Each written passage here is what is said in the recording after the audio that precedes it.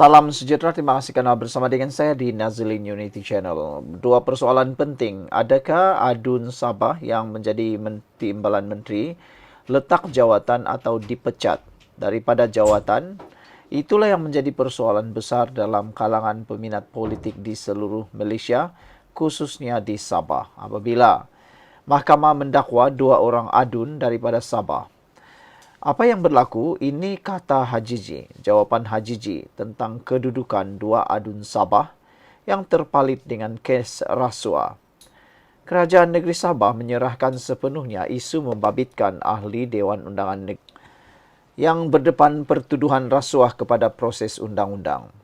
Ketua Menteri Datuk Seri Hajiji Noor berkata kerajaan negeri tidak akan campur tangan dalam sebarang siasatan berkaitan dua adun terbabit.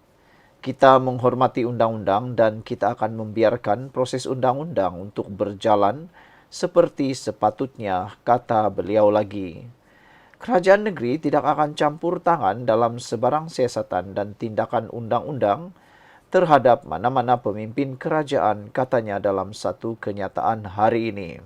Saudara, jika anda sayang keharmonian negara atau anda benci dengan rasuah, tolong tinggalkan komen anda dalam ruangan komen dengan tanda pagar kami benci rasuah. Menjadi persoalan saya kepada anda semua ialah apa sepatutnya yang dilakukan oleh Hajiji dan dua orang adun ini. Patutkah mereka direhatkan ataupun letak jawatan sementara waktu? Sebelum itu, saya nak kongsikan dengan anda semua. Ini Transovector for Life ini ialah terapi imun yang meningkatkan daya imun badan kita sehingga 400%. Secara umumnya, kita kena penyakit kerana imun badan kita yang lemah. Secara umumnya, kita kena penyakit kerana imun badan kita yang bodoh. Dengan peningkatan daya imun tubuh badan kita, kita dapat melawan penyakit dengan kuat melalui imun tubuh badan kita.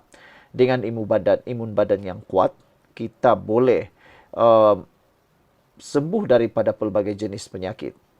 Saudara-saudara sekalian, produk ini lulus KKM dan diperakui oleh seluruh doktor di seluruh dunia. Jika anda mahu mendapatkan produk ini, hubungi nombor yang tertera. Produk ini lulus KKM dan juga halal.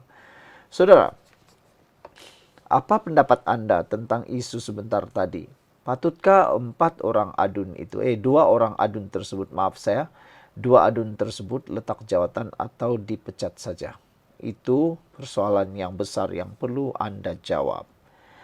Kata Hajiji, kerajaan negeri tidak akan campur tangan dalam sebarang siasatan dan tindakan undang-undang terhadap mana-mana pemimpin kerajaan.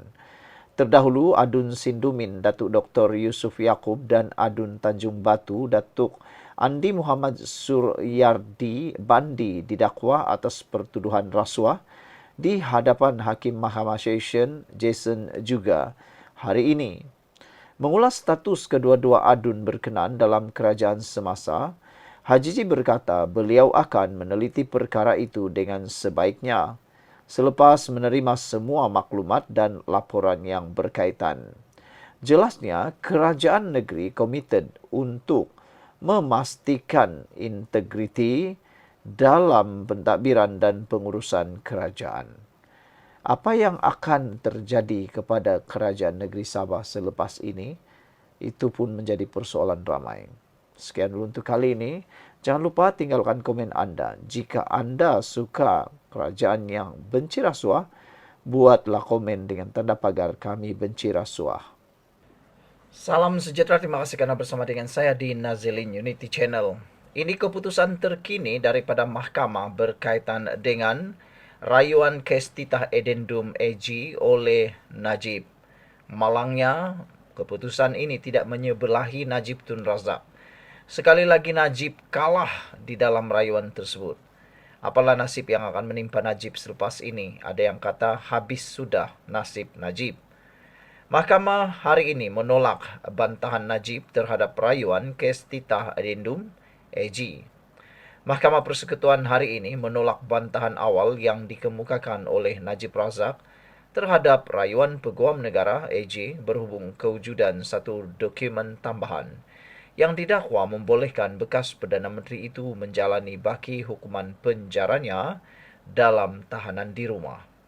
Panel 3 hakim yang diketuai oleh Hakim Besar Malaya, Hasna Mohammed Hasim, dalam keputusan sebulat suara memutuskan bahawa 7 persoalan undang-undang yang dikemukakan oleh Peguam Negara boleh diadili dan disemak oleh mahkamah. Dua lagi hakim yang turut bersidang ialah Hakim Mahkamah Persekutuan Zabaria Muhammad Yusuf dan Hanifah Fariqullah.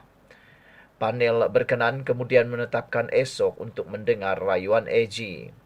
Pada 28 April lepas, Mahkamah Persekutuan telah memberi kebenaran kepada AG untuk meneruskan rayuan berhubung dokumen tambahan itu. Sebelum kita teruskan ulasan kali ini, jangan lupa tinggalkan komen anda dengan tanda pagar "Kami sayang Malaysia, kami sayang kesihatan kami". Baik, saudara-saudara sekalian, ini di tangan saya ialah Transfer Factor for Life. Ini ialah terapi imun yang akan membuatkan kita mendapat imun badan meningkat sehingga 430%. Peningkatan daya imun badan kita menyebabkan kita kuat melawan penyakit. Secara umumnya, kita kena penyakit kerana daya imun badan kita yang lemah. Secara umumnya, kita susah untuk sembuh daripada penyakit atau tak sembuh-sembuh daripada penyakit kerana imun badan kita yang makin lemah. Dengan peningkatan daya imun badan dan transfer factor yang mendidik dan mengajar imun badan kita menjadi bijaksana ini, imun badan kita akan menjadi kuat dan kita boleh sembuh daripada pelbagai jenis penyakit. Banyak penyakit yang disebabkan oleh daya imun badan yang rendah. Antaranya 3 serangkai, kencing manis, tinggi darah, gout dan macam-macam lagi lah. Kanser, semua itu disebabkan imun badan yang tidak seimbang.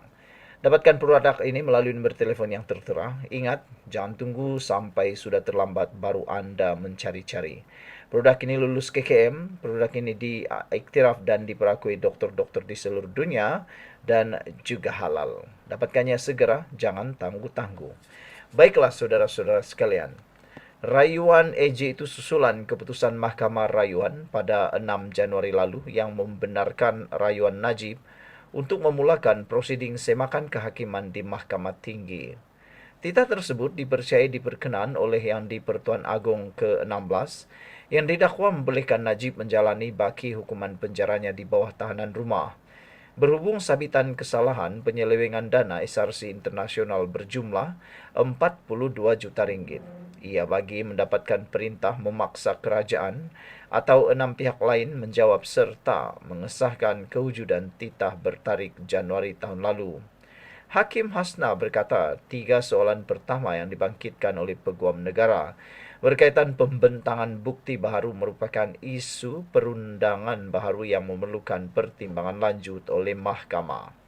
Bagi soalan keempat hingga keenam, beliau berkata soalan tersebut berkaitan peranan Peguam Negara khususnya berhubung kegagalan memfailkan afidavit balasan pada peringkat permohonan kebenaran semakan kehakiman. Hakim Hasna turut memaklumkan pihak Najib berhujah bahawa soalan keempat hingga keenam merupakan cubaan Peguam Negara untuk mengelak daripada mematuhi kewajipan pendedahan telus duty of candor yang dikenakan ke atas pihak berkuasa awam dan Peguam Negara dalam prosiding semakan kehakiman. Kami mengambil maklum sama ada kewajipan ini boleh dikenakan terhadap Peguam Negara pada peringkat baharu prosiding semakan kehakiman, katanya. Soalan ketujuh pula berkaitan kebolehakiman justiciability yang telah disentuh oleh Mahkamah Tinggi. Isunya di sini ialah sama ada perkara yang dibangkitkan iaitu dokumen tambahan addendum boleh dipertimbangkan secara kehakiman oleh mahkamah ini. Soalan ini berkait rapat dengan perkara 42 Perlembagaan Persekutuan. Justru, kami berpandangan bahawa semua soalan yang dibangkitkan oleh pihak Peguam Negara bukan bersifat akademik atau hipotesis semata-mata. Sehubungan itu, kami sebulat suara menolak bantahan awal oleh responden, kata mereka. Sekian untuk kali ini. Jangan lupa tinggalkan komen anda dengan tanda pagar "Kami sayang Malaysia".